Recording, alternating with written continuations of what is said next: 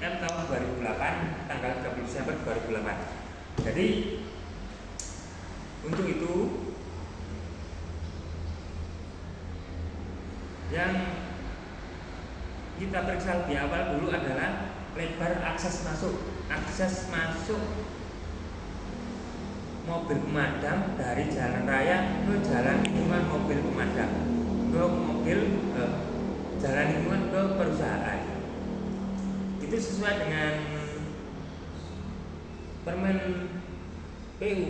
Itu di situ disebutkan bahwa lebar akses jalan masuk dari jalan raya ke jalan lingkungan perusahaan minimal 6 meter untuk mobil pemadam, dan jalan akses tersebut tidak boleh ada tumpukan barang-barang yang sekiranya nanti menghalangi untuk akses mobil pemadam masuk ke lingkungan perusahaan andaikan terjadi kebakaran. Kemudian kita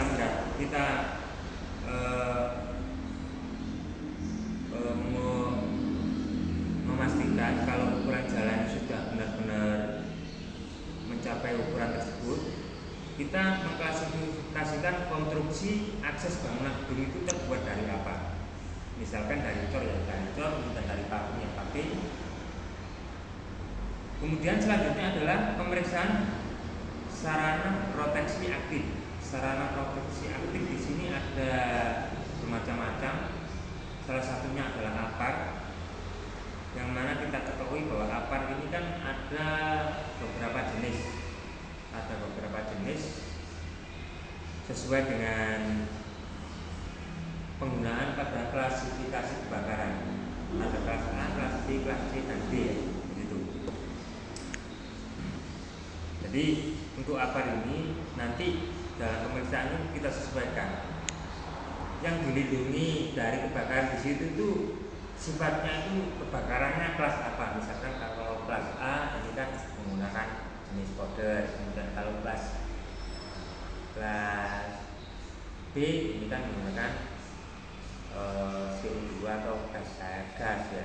Kemudian untuk yang bahan bakar minyak ini kan menggunakan foam, busa atau foam itu. Karena kalau minyak ini kan kalau disemprot dengan misalkan dengan zat cair itu kan biasanya dia tidak bisa padam, malah melebar ya. Nah, setelah itu jumlah aparnya di situ ada berapa? Karena apa? Satu apar itu mengcover 15 kali 15 meter persegi, harus ada satu apar. Jadi luasnya kita sesuaikan. Kalau memang dari pihak perusahaan ini penempatan masih terlalu renggang, penempatan antara apar satu dengan apar yang lain, kita usahakan agar sesuai dengan aturan yang ada. Andaikan nanti masih terdapat kekurangan apar, tentunya akan kita sarankan lagi pada penambahan apar. Kemudian selanjutnya adalah untuk proteksi aktif selanjutnya adalah hidran. Hidran di sini adalah jaringan yang sudah terpasang di lokasi perusahaan yang intinya adalah memproteksi bahaya kebakaran dengan semprotan air. Jadi hidran ini untuk pembangunannya memang butuh biaya nggak sedikit ya. Jadi perusahaan yang ada di Kabupaten Lamongan ini mayoritas dalam membangun hidran ini masih merasa kewalahan karena terkait dengan biaya. Pertama-tama yang kita periksa pada jaringan hidran ini adalah pompa hidran dan pompa jokinya.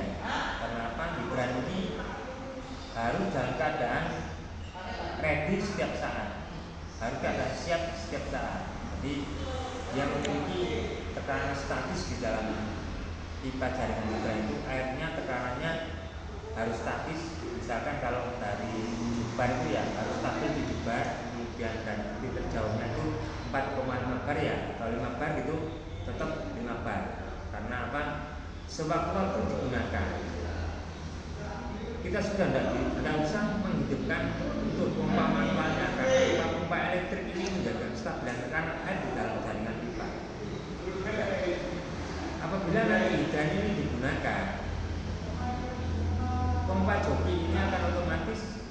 apabila tekanannya turun, luka joki ini akan menstabilkan kembali tekanan di dalam pipa hidran dalam sekian waktu, sehingga ada renggang waktu untuk menghidupkan pompa manualnya. Yang tidak kalah pentingnya adalah persediaan air untuk pemadam kebakaran.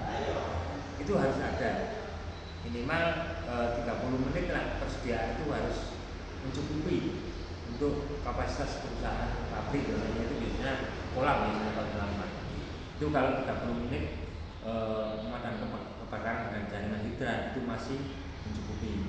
Karena apa? Dikasih dengan waktu segitu, seandainya nanti dengan jaringan hidran itu persediaannya habis, pihak ketiga perusahaan bisa meminta bantuan ke pemadam kebakaran Kabupaten Lamongan untuk memadamkan api kebakaran di perusahaan tersebut. Selanjutnya adalah pemeriksaan pada alarm.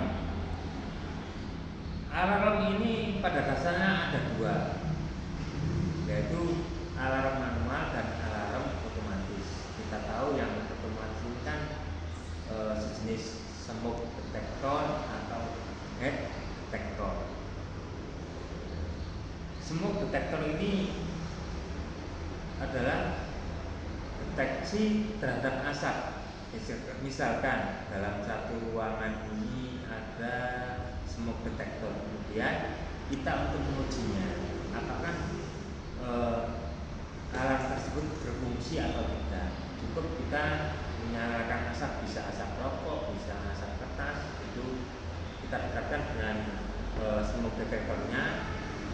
Smoke detector ini akan mengirim sinyal ke panel utama yang memberitahukan pihak security bahwasanya atau pihak security atau pihak ketiga perusahaan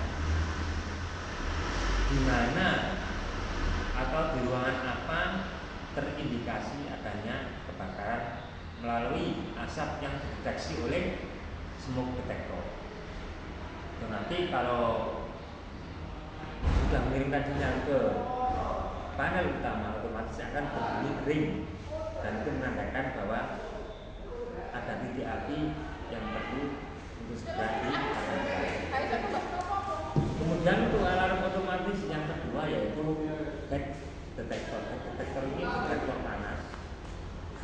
Jadi yaitu indikasinya ke titik panas. Misalkan dalam satu ruangan ini titik panasnya sudah lebih dari normal suhu ruangan, otomatis dia akan mengirimkan sinyal ke panel utama dan mengakibatkan bunyi ring. Kemudian ada lagi yaitu alarm manual. Kalau alarm manual ini biasanya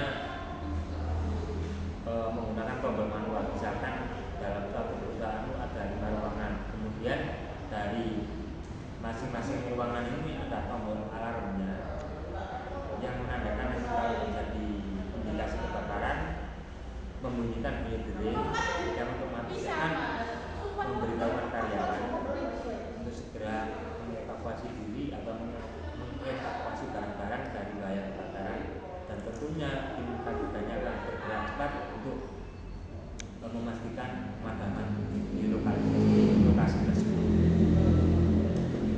Setelah yang kita periksa hidran, alarm, kemudian masuk ke sarana proteksi pasif.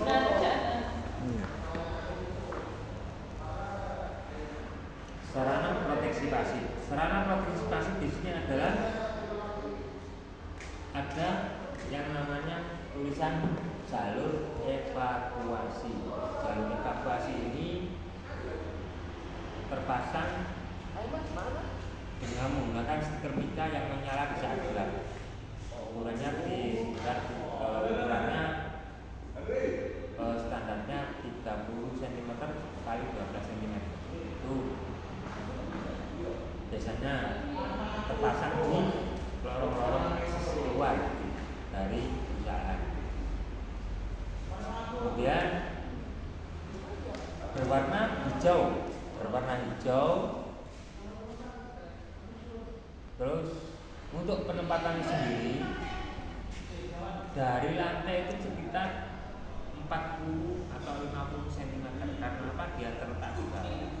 Karena kebakaran di gedung itu asapnya enggak sebebas seperti yang kita ketahui orang bakar sampah di luar ruangan. Kalau di dalam ruangan ini kan biasanya asap kan sulit untuk keluar dari gedung, kan dia kan berada di atas. Nah, nanti kalau untuk jalur evakuasi ini penempatannya agak ke atas, otomatis dia akan tersulut asap. Nah, jadi penempatannya sekitar 40 atau 50 cm dari lantai. Dan tidak kalah pentingnya selanjutnya adalah lampu penerangan darurat. Lampu penerangan darurat ini hendaknya dipasang pada akses jalur keluar dari lingkungan perusahaan atau gedung. Kemudian selanjutnya yaitu genset. Kita tahu kalau terjadi kebakaran biasanya kan melibatkan dari pihak PLN. Pihak PLN itu sendiri otomatis akan memadamkan listrik. Karena apa? Dalam situasi bahaya kebakaran itu kadang tidak kontrol akan jaringan listrik yang ada. Jangan-jangan nanti listriknya dimatikan adalah kita sendiri yang malah jadi korban. Dan itu makanya perlu untuk pemadaman. Sementara yang kita gunakan adalah lampu penerangan darurat atau genset. Yang tidak kalah pentingnya adalah titik kumpul. Jaringan titik kumpul ini tempatnya di luar bangunan gedung. Kemudian harus ada lampu penerangan daruratnya, karena titik kumpul ini adalah untuk evakuasi harta benda maupun karyawan yang bekerja di perusahaan. Jadi luasannya pun harus sesuai, kemudian lampu penerangan harus cukup, karena memang setelah kita evakuasi apakah semua karyawan atau harta benda di situ sudah terevakuasi semua.